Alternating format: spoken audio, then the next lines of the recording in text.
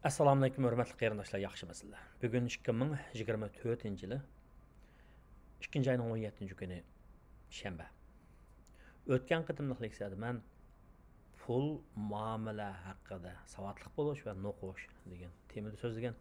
Bugun shu mazmunni tushiradigan holda yana so'zlamoqchi. Andan keyin oxirida vabo mazgilidagi iqtisodiy krizis haqida kichkina to'xtalib o'tmoqchi va ham yana kanal haqida. Ayni vaqtda men oliy maktabningki 4-5 yilliklarda o'qib yurgan vaqtimda maktabda ingliz tilidan kurs ochgan edim. Ya'ni o vaqtda asosligi New Concept English, ya'ni yangi uqum inglizcesi degan kitobning 1-2 qismini o'tgan. Boshlang'ich va o'rta saviyada odatda 2 qismdan keyingi darslar o'rta saviyalik darslar hisoblanadi. 2 qism kitobda bundaq bir shartlik jumlalarni tuzishni o'rgatgan. Mandaq qilgan bo'lsangiz, mandaq qilatdingiz yoki mandaq qilgan bo'lsangiz, mandaq qilatdim deb if bilan boshlangan, ya'ni shartlik jumlalar. Mening kanalimni anglaydiganlarning ichida ayni vaqtda menda shu ingliz o'rgangan ba'zi kishilar bor ekan, undan so'yindim. Bir eslatma berib o'tay. Bu shartlik jumlalarni tuzgan vaqtda biz o'tgan zamandagi ma'lum ish qilib bo'lgan umid orzuni aks ettirib so'zlaymiz. Ya'ni amalga oshmagan, bo'lmagan ishni ifodalash uchun. If you had told me, I might have done it degan jumlani misol olsak, deb qo'ygan bo'lsangiz, uni qilgan bo'lardim degan ma'no chiqadi bizning tilimizda. Hayotda yashash jarayonida biz aql farosatni, tajribani beshimizdan o'tgan ishlar asosida, kishilar bilan qilgan muomala asosida, kitob o'qish, anglash, ko'rish asosida yig'imiz to'playmiz. Ba'zi shunday aqliy so'zlarni anglaymiz, ilhom olamiz, ba'zilarini tatbiqlaymiz, ba'zilariga biz sal qaraymiz. Biz sal qaraydigan shu masalalarning biri bo'libmi yosh chaqda. Xuddi biz yosh chaqimizdan qerimaydigandek ishlarimiz o'ng kelgan vaqtda bu dunyodan ketmaydigandek bir xil his, tuyg'uda, hissiyotda bo'lib qoladi ekanmiz. Bularni nurg'un yoshlar hayotda shunday bo'lib qoladi ekan. Hayotlikning bu xuddi tabiatda 4 fasl bo'lgan o'xshash, o'zininki bahori, yoz, kuz va qish, zimistoni bo'ladi. Men o'tgan qitimliq leksiyada odamning yashagan vaqtdagi ahvolini, shu odamning umridagi bir zimistonga, qishga o'xshash bo'lib qoladi ekan deb tasvirlab to'xtatganim esimda. Qish zimistonda sovuq bo'ladi, faoliyatlar qisqaraydi. Bunda vaqtda bir sal ozodroq, rahatroq yashash uchun odamlar uydan talog'i chiqmaydi, bo'ron chaqinli kunlar bo'lganligi uchun. Ya'ni osh tomoqdan qiylanmaslik uchun, sal rahatroq yashash uchun muayyan moddiy sharoitim bo'lishi kerak bo'lgan bo'ladi. Hayotda yashash jarayonida odam yosh chig'ida, hayotining yoz chog'larida keyingi zimistonlik uchun oziq-tulik yig'masa, muayyan tayyorlikni qilmasa, xorlanib qoladigan ish chiqadi. Men 2007-yili yozgan kulrangli cho'kayotgan dunyo degan bir maqolamda, o 2-qism kitob eglik tiklash melodiyasi deganda bor. Shu yozmamda men bundaq bir tasvirlarni bayon qilgan. Ko'chada ketyapsiz, oldingizga osig'i tayinib, asta qizlanib menayotgan bir buvay uchirdi. Qardingiz kallangizga keldiki, bu buvay yosh chog'larida karamat kuchtingir arslan bir buvay edi bo'lib, buvay bo'g'iydi ha dedingiz. Ondan keyin u odamdan ko'zingizni ko'zingiz atrofga qarasangiz, o'rindiq, chaqliq o'rindiqda o'tgan bir mo'mayga Yani adamlardan ümit kütüp ottağın bir mumayı gözünüz düştü. Derhal oyladınız. Qarab, bu mumay yaşçıqda qancha yigitlarning uyqusini o'g'irlab qochgan Berna güzel qiz bo'lg'iydi bu mumay.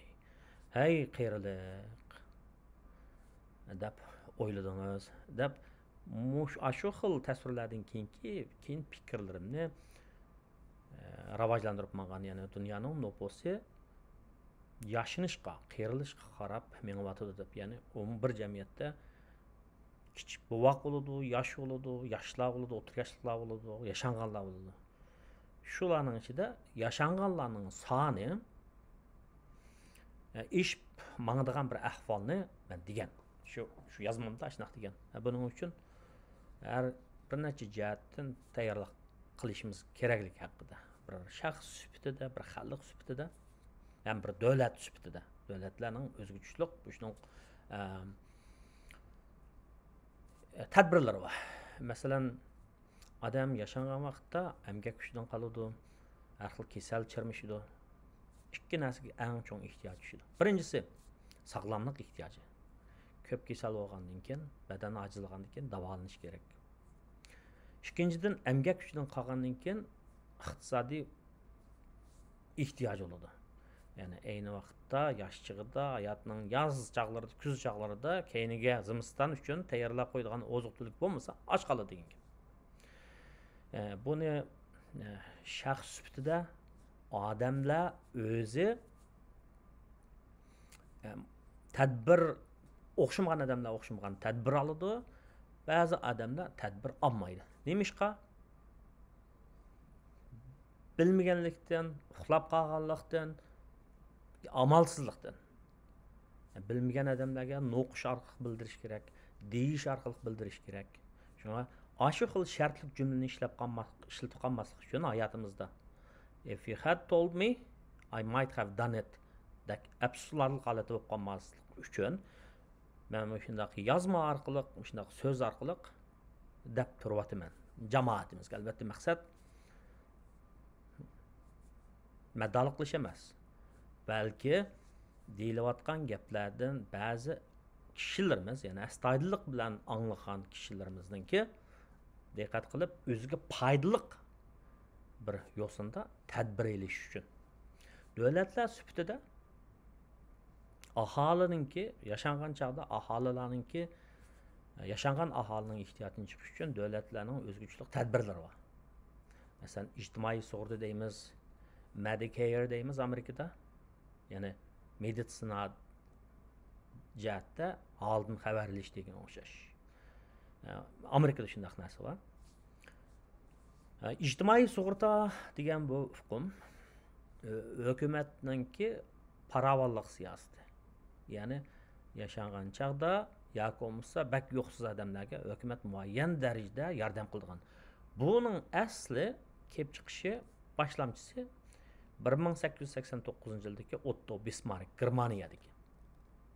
Yani bir yaxshi hokimiyat hukmdorlar sinfining manfaat sinfidagi bir qism odamlarning manfaatini chiqish qilmaydi, umumiy xalqning manfaatini chiqish qiladi. Bir yaxshi hokimiyat o'zining fuqarolariga nisbatan adil bo'ladi, hammasiga nisbatan aqlli tirishchan odamlarga besh gulnish vaziyatini yaratib berdi. Hergizma çerik olmaydı. Yani özününki fuqarolarininki paravalligini, yaxshi bo'lishini, baxtli bo'lishini, hayotda rozi bo'lib yashashini qo'g'lishidi. Ayni vaqtda 1889 yilda Otto Bismarck Germaniyada shu ijtimoiy sug'urta sistemasini yo'l qo'ygan. Bu sistema Amerikaga taki iqtisodiy bo'hron, ya'ni tarixdan qilib iqtisodiy bo'hron yuz bermoqchi tiklanmagan. Yani Amerikadaki iqtisodiy bo'hron 1929 yılı yüz berib, ba'zilar uni 6 yil davomlashdi deydi, ba'zilar 10 yil davomlashdi deydi. 10 yil davomlashgan bo'lsa 39 yili tugaydi. Ondan keyin ikkinchi dunyo urushiga kirib ketadi dunyo. Shu vaqtda iqtisodiy bo'hron yuz berganda Amerikada aholining emgak qiladigan emgak kuchlarininki 25% ishsiz qolgan. ajrashish, o'zini o'ltirib olish, ümidsizlanish, açıqçılıq, jinoyat nurg'un narsalar ortib ketgan Amerika jamiyatida. Shunga bu sotsialistlar mushuni tutulib, kapitalizmning jirginish tarafi mushu deb to'xtamay tanqidlaydi. Shu bo'lgan ish shu vaqtda. Ammo hukumat bu narsalarni ko'rib yetamaganlikdan ayni vaqtda shuningdan keyingi Amerika hukumati yaşanğan kişiler şu çağda nəhayət çoğun talafət tarqanlıq yaşanğanlar. Yaşanğanlarga nisbətən biz ictimai sığortani bəmsək olmaydı ekan, pensiya pul bəmsək olmaydı ekan deb şu məzgillərdən başlap Amerikada ictimai sığorta tüzümünü yol qoyğan. Mana hazır bu ictimai sığorta tüzümünü kişilər umumyüzlük bildi. Bunda aytqan vaqtda bu hökumətnin qolluşı astidagi public deb qo'ymizda ommaviy sug'urta sistemasi. Siz Amerikada 10 yil ishlasangiz, har bir yilga 4 kredit nomer olasiz. 40 nomeringiz bo'lsa, ma'lum yoshga borgan vaqtda 65 bo'lamdi, 67 bo'lamdi, ijtimoiy sug'urtadan pul olasiz. Endi bu pul olgan pul kişilerin ihtiyacını qamdayamaydı, maddi ihtiyacını qamdayamaydı. Bunda vaqtda hökumət yani qanday qildi desa, adamlarning o'zining personal private pension o'zininki xususiy pensiya hisobotining bo'lishiga rag'batlantirdi. Taki 80-yillargacha Amerikadagi idora jamiyatlar siz bir o'ringa uzun mezgil ishlasangiz, shu idoradan defined benefit deb qo'ydi. Ya'ni manchlik ishlasang, pensiyaga chiqqan vaqtda taki u dunyoga ketguncha oyda manchlik pul beramiz deydigan. Bu narsa 1980-yillargacha davomlashib kelib, Ikkinchi dunyo urushidan keyin uni shirkatlarning, idora jamiyatlarining boshqarishi qiyin ish bo'lgandan keyin, shunchalik qonun ma'qullab 1980-yildan keyin şu hazır biz zavatqan 401 K degan narsalar, 403 B degan narsalar aşo siz ma'lum idora jamiyat ishlasangiz, ular sizning maoshingizning ma'lum persentiga pul qo'yib berdi. Sizning qo'ygan pulingizga match qilib, unda qo'shib. Ya'ni ikki taraf, idorami, sizmi bir hisobotga pul qo'ysiz degan gap, omonat qo'yib mangsiz degan gap. Buni defined contribution deydi. İki taraf tang töp qo'shadi, ikki taraf bas qo'shadi ashunga pensiya puli. Shunga keyin yaşangan vaqtda ijtimoiy sug'urtadan belgili pul keladi. O'zingizningki shaxsiy ma'lum idorangiz qo'shib bergan, o'zingiz qo'ygan puldimi ma'lum pul keladi. Keyingi ömrüngizdə maddi jihatdan ancha qisilmay yashaysiz degan gap bo'ladi. Men shu to'g'risida shu kanalda kishilarimizga foydasi bo'lsin uchun birinchi qitimliq darsda shu pensiya puli to'g'risida so'zlab bergandim. Bir ikki leksiya so'zlab bergandim. Men kishilarning shuningga diqqat qilishini umid qilaman. Bu olapmi kirimi yuqori yoshlarning shu 401 K masalan xususiy shirkatlarda ishlagan bo'lsangiz, shu hisobotingizga diqqat qiling. Agar non-profit deymiz, ya'ni g'ayri foydali ish orqali foyda oladigan tashkilotlar yoki idoralar deymiz, ya'ni qilayotgan ishi foydali ish emas, foydali ishni maqsad qilmaydi, kishilarga rahatlik yaratish masalan, ma'rif o'rinlari deymiz, ba'zi sahiya o'rinlari deymiz, doktorxonalar deymiz. Bularning maqsadi foydali ish maqsad emas. Bularningki plani pensiya puli 403 B deydi. Yani muşularga pul qo'yishni maaşınız yuqori bo'lsa, amal var, yaşınız 50'den töven bo'lsa, 23.500 mesela o'tgan yil 23.500 da bu yil balkim shunday bo'ldi o'xshaydi. 23.500 dollarni pensiya pulingizga qo'ysangiz, qolgan pulingizni to'laydigan bejingiz töven bo'ladi. Bu pre-tax deb qo'ydi, buni pre-tax deb qo'ydi. Bajdan burungi pulingiz. O çağda sizinki hökumətə Uncle Sam'ga to'laydigan pulingiz, baj pulingiz tövrək oldu. Keyin pensiyaga chiqqan vaqtda sizga 100 minglar maaş almaysiz. O çağda shu pulga to'laydigan baj bo'ladi, shu chaqda to'laysiz, shu vaqtdagi, ya'ni 30 yildan keyingi baj nisbati bo'yicha. U chaqda to'laydigan bejingiz tuvan bo'ladi degan gap. Mo'shu gapni men kishilarga deb qo'yay dedim. O'tganda men Noqshni Richard Thalerdan keyin 2017-yili Nobel mukofotiga erishgan iqtisodda Richard Thalerning Noqish nazariyasi haqida so'zlab bergan. Richard Thalermi shundoq tavsiya qilibdi yana. Kishilarni naytı rayish, yiqishliq bo'lgan usullar bilan kishilarga foydali maslahatlarni bersak, foydali yo'lga boshlab qo'ysak, ularningki harakatida o'zgarish bo'ladi, turmushda yaxshilanish bo'ladi deb. Shu men o'sha gaplarni deb qo'ydim. Chunki men bu ishga dastlabki Amerikada yashagan dastlabki chaqlarimda buni diqqat qilmagan. Nimishqa deganda Uyg'urlardagi gap bor. Kanayga yo'q yerda Sunayga nerede turibdi deydigan bir gap bor. Ayni vaqtda maash to'van, hamda ijarada uyda o'tirayotgan vaqtda ishini pullanmaymiz degan gap. Lekin turmush azroq yaxshilangan vaqtdami uni diqqat qilmabdik. Keyin idora qo'pib maashinglarning manchi %'ni qo'ysanglar, manchi %'ni qo'shib beramiz degan vaqtda men diqqat qilishga boshladim. Lekin dastlabki yillarda sal kech qoldim. Demak, idora beradigan ba'zi pullardan mahrum qoldim degan gap. Shuning uchun Manga o'xshash shunday fursatlarni tutanmay qolmaslik uchun yosh inson-singillarning men gapni men deb qo'yapman. Ham Morgan Housel'ninki pulning psixologiyasi degan kitobi to'g'risida kichkina so'zlab berdim. Bu to'g'risida ayrim bir to'xtalman. Ash kitoblarni bir o'qib chiqsanglar ko'p manfaatli bo'ladi deb o'ylayman. Masala kitobni o'qib qo'yish, so'zlarni, leksiyalarni anglab qo'yish emas, masala uni o'zimizga tatbiqlashda. Tadbiq qilmasak emas, bekor.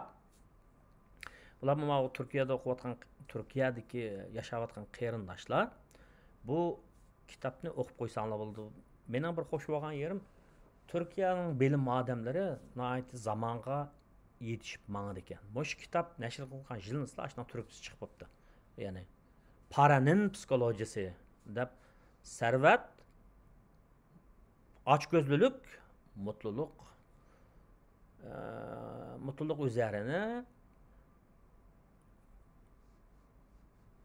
değişmeyecek dersler deydigan temada. Yani baylık, baxt, xo'shallik va baxt haqida o'zgarmaydigan darslar degan kitob bu.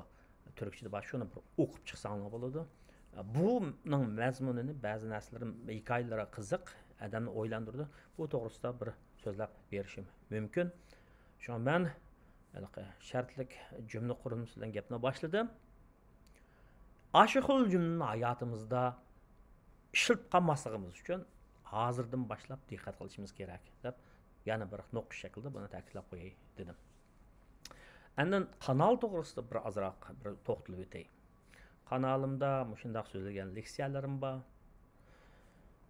Anadan sirt yana Amerikada xizmat etish hikoyam bor.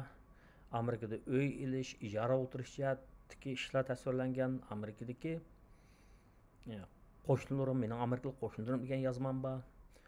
Anandan keyin hayot haqida, chet elda o'lim haqida o'ylaganlarim degan yozmam bor. Amerikadagi ishxona hayoti tasvirlangan, Amerika ishxonadagi ishlar degan yozmam bor. Bunda desam, sobiq Sovetning kinosi esonlarga keldi. Ishxonadagi ishlar desam. Anandan keyin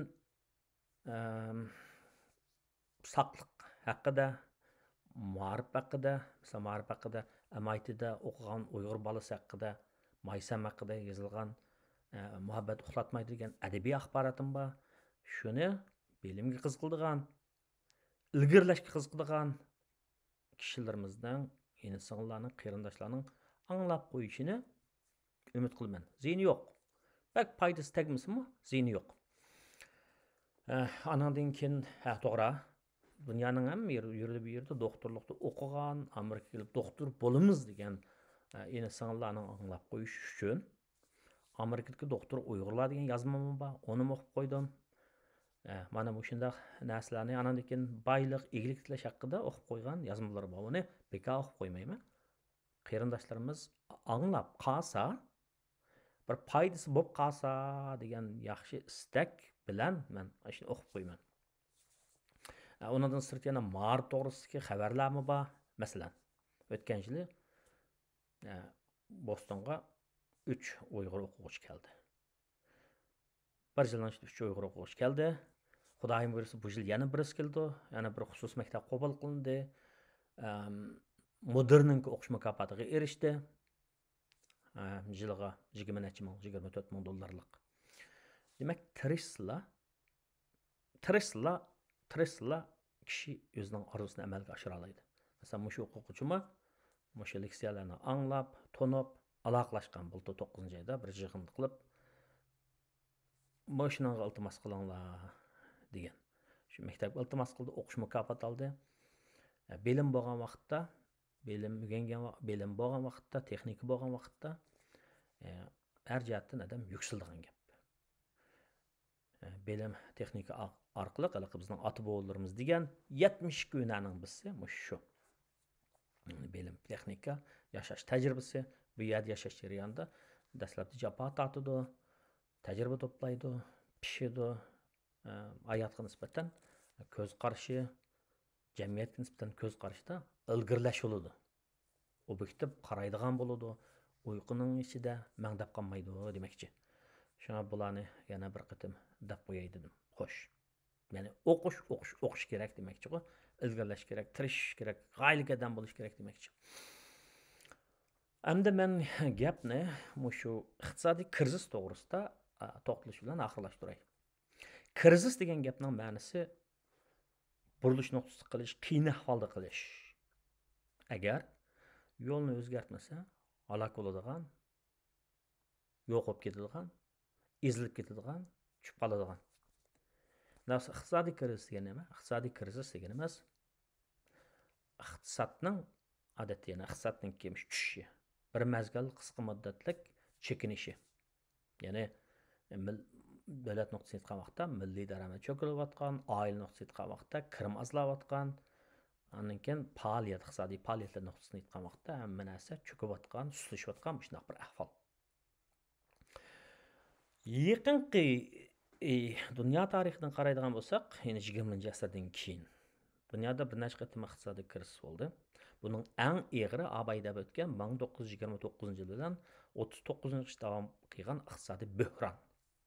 Bo'hron degan iqtisodiy bo'hron dunyoning yaqin zamon iqtisod tarixida The Great Depression deb qo'ydi. Zo'r iqtisodiy bo'hron deb qo'yamiz. Bu iqtisodiy bo'hron Amerika yuz bergan, Yevropa, dunyoning hammaga ta'sir ko'rsatgan ayni vaqtda bir qatimlar ishlatildi shu yaqin zamon iqtisod tarixida. Andan keyin nurg'un qatim recession bo'ldi-da. The Great Recession degani birisi eng yaqinda bo'lgani 2007-yilning oxirida boshlanib 2009-yilda oxirlashgan.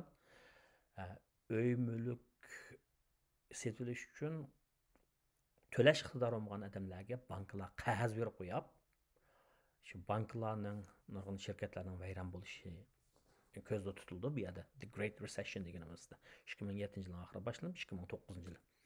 Shu vaqtdagi tarixni eslaganlar, beshini o'tkazib baqqan qarindoshlar biladi Obamaning vaqtida. Obama qo'pib tarif siyosatini yo'l qo'ygan, Troubled Asset Relief Program deb, yana aytdi, chataq ahvolda qolgan mulklarni qutqizish faoliyatini, nurg'un pullarni berib, shu boj to'laganlarning puli bilan shu ba'zi cho'ng shirkatlarni pul muomalasiki, ba'zi sug'urta shirkatlarini, ba'zi yasash sanoatlarini qo'g'dab qolgan. Ammo ba'zilarini bozorninki o'zining tartibi bo'yicha, qonun bo'yicha vayron bo'lsam vayron bo'l degan.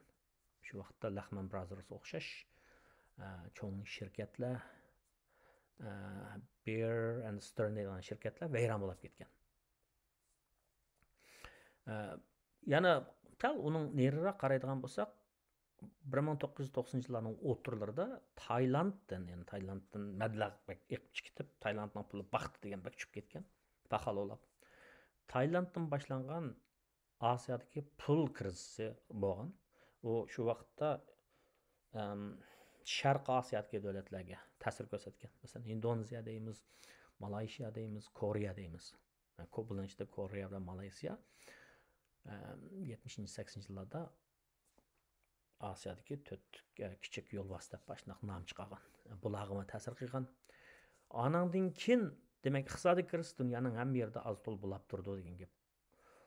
2000 yilning boshlarida yana mana Gretsiya, Yevropada shu qarz krizi bo'lganda, masalan Gretsiyaga o'xshash davlatlar qarz eshib ketib, ishsizlik ortib ketib, mana shunday bir ahvolni boshdan kechirgan.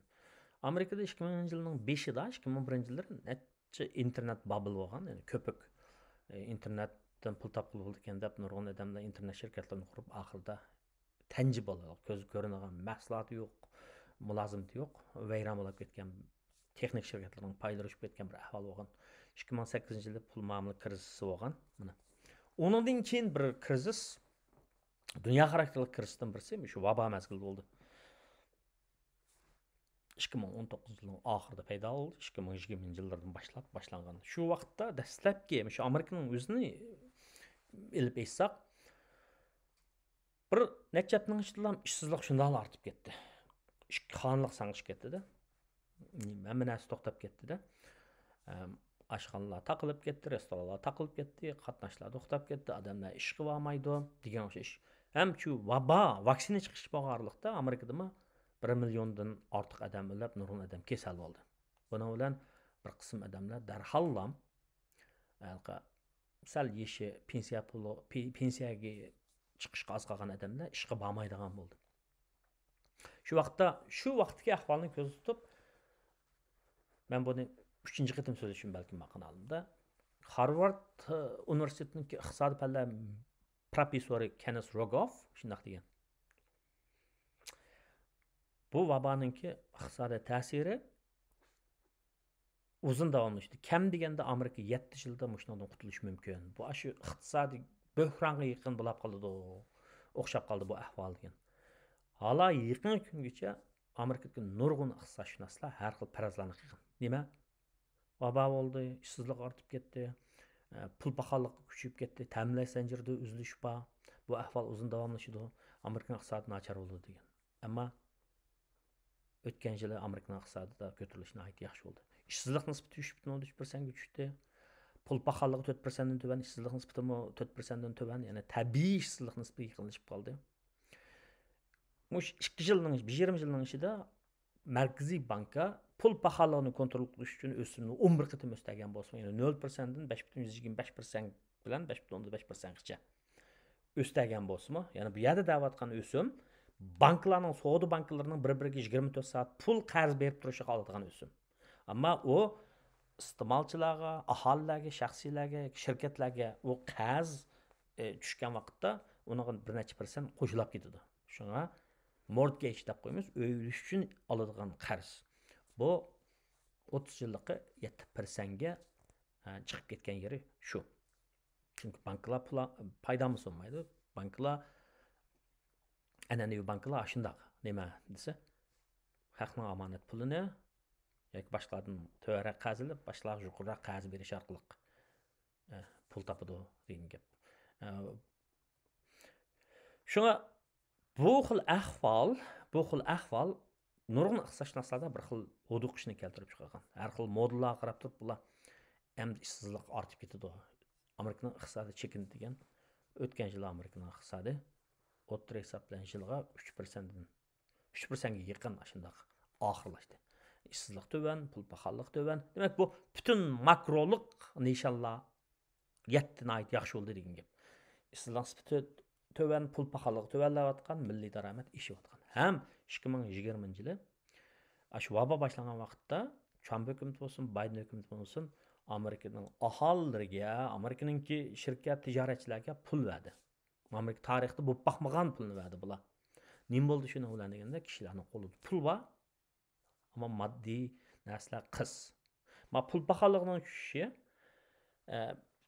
ta'minlash zanjiridagi ahvolning yaxshilanishidan bir sabab bo'lsa, yana bir sabab ishlab chiqarish faoliyatlarining asli kelishidan, qatnashning ishlab chiqarishning asli kelishidan bo'ldi degan gap.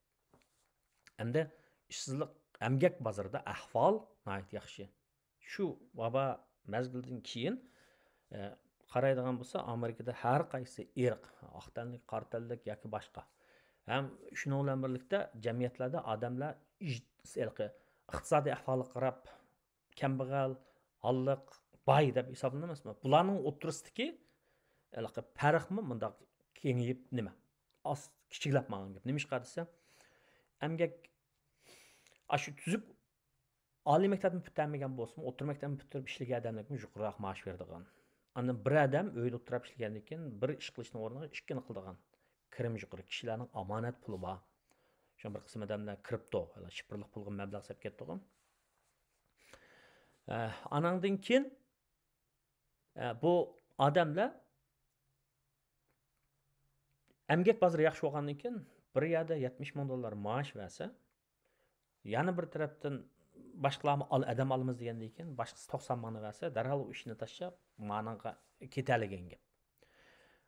Demak, ham bir qism odamlar ishlashni xohlamadi dedik. Ama emgak bozorida xizmat izlagan odamlar, hech qanday jinoyat tarixi bo'lmagan odamlarning xizmat tepishi nihoyat yaxshi bo'lgan gap. Idora jamiyatlarning maoshini qilib o'stadi odamlarning. Ama bu ahvol bu yilning o'tgan yilning oxiridan boshlab undaq emas. Maosh o'stirish burunqi vabo tarqalgan mazgilning oldidagi ahvol o'xshab qoldi. Shunga kelyapti odamda. Endi yaqindan buyanqi emgak bozoridagi ahvol nima desa? Jiq adam olamiz deydigan xizmat e'lonlari jiq yo'q. Ba'zi texnik şirketlari, ba'zi banklar adamlarni azroq qisqartgan ahvollar bor. Sayohat şirketlari qisqartgan ahvollar bor. Hamda u shunday bo'ladi. Iqtisodiy davrilik degan shu iqtisod davomliq shunday oshadigan gap yo'q. Yuqori qarab malgan tuzsizlik emas. U tavrinib turib do'lqinsiman shunday. Bu vaba mezgildeki bu krizis şuna bo'lgan vaqtda Amerika 1,5 yil 2 yilning ichida bundan chiqib bo'ldi. Kenneth Rogoff deganda 7 yil vaqt ketmadi. Bu nurg'un iqtisodshunoslarni hayron qoldirdi degan gap. Amerikaning iqtisodiga nisbatan umidvor qaragan iqtisodshunoslar azroq, umidsiz qaragan iqtisodshunoslar ko'proq ekandiq. Amaliyot buning aksi bo'ldi. Ya'ni vabaning yuz berishi, vaba yuz bergandan keyingi ahvol, buningga nurg'un omillar bor. Xalqarалық amil, geopolitical deymiz, coğrafiyevi ve siyasi amillar, çoğun devletler oturistiki, tirkishish, tirmishish, kuch tepishish, Yevropadagi urush, O'rta Sharqdagi to'qinish degandek mush narsalarning hammasi shunday bo'lishiga qaramay, butun dunyodagi davlatlarning ichida Amerikaning iqtisodiy ahvoli yaxshi. Iqtisodiy ahvoli yaxshi. Shunga yaqindan buyon bir cho'ng ish bo'ladi. Nima desa, qonunsiz ko'chmanlarningki Texas tarafdaki chegaradan nəhayət iqib kirish masalasi bo'lyapti. Bizning shtatlargacha keldi odamlarga nisbatan istoshlik qilish kerak. Haqlar agar o'zining davlatida rohat, o'r yashagan bo'lsa, musofirlar piyatma jumaydi, yashashga imkon bo'lmadi, umidni ko'rolmadi degan gap. Bunga nisbatan kishilar har xil qarashlarda bo'ladi. Yani o ba'zilar deydiki, bular kelib davlatimizni qalay imkon qiladi deydi, bularga istoshlik qildiganlarmi bo'ladi. Adam o'xshamaydi. Ama mayli qanday qilishdan qat'iy nazar, bu bo'layotgan dunyoda bo'layotgan cho'ng ishlar shaxs sifatida bir odamga jiq ta'sir ko'rsatib ketmaydi. Ammo o'zimizning qanday tanlashlarni qilishimiz, qaysi xil noqishlarga qanday inkas qaytirishimiz bu bizning hozirimiz, kelgusimiz, hayotimizning qish mezgili hem shundaqla farzandlarimiz, avlodlarimizninki kelgusiga ta'sir ko'rsatadi. Shunga bugun gapni mushunchalik qilay, kelar qatam cho'qim Morgan Housel'ning Pulning psixologiyasi degan kitob haqida so'zlab beraman. Turkiyadagi qarindoshlar shu kitoblarni ilib ko'rsam oldi. Turkiyaninki bilim odamlari haqiqatan men xush bo'ldim buningdan-chu. Zamonaviy dunyoni tushunish kerak, raqobatni, tahlikini, fursatni o'qimagan vaqtda o'ylamagancha qanday bilgili bo'ldi. Ortiqchiligimizni, kamchiligimizni bilish uchun o'qishimiz kerak. Yangi ideyalar, yangi texnikalarni egallash, tushunish, anqirish, ondan tanlash qilishda foydalanishimiz kerak. Shu Morgan Housel'ning kitobi haqida kelar qatam ozroq sizlarga cho'qim so'zlab beraman. Rahmat sizlarga.